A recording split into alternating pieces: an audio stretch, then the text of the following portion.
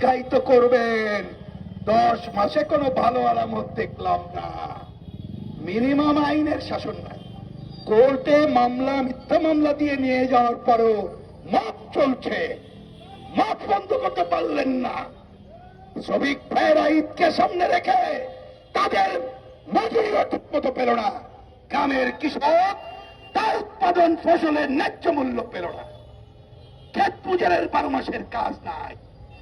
বিশ্ব ব্যাংকের তথ্য বলছে 30 লক্ষ লোক এই সময় গরিব হয়েছে, আর 5,000 জনের উপরে কোটিপতি জন্ম হয়েছে এই অন্তর্বর্তীকালীন সরকারের জন্য।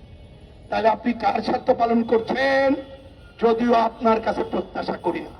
আপনি অন্তর্বর্তীকালীন সরকার, পরিষ্কার করে বলি, আপনার দায়িত্ব হলো ভালো নির্বাচন করে চলে যাওয়া, আর ভালো নির্বাচনের জন্য যা যা সংস্কার করা দরকার সেইটা করা, আর 24-এর যে হত্যাযজ্ঞ সংঘটিত হয়েছে, বিচারের কাজ শুরু হয়েছে, এটা দৃশ্যমান করা। আশা করি এই কাজগুলো করবেন, জনগণকে শান্তি দেওয়ার কাজটা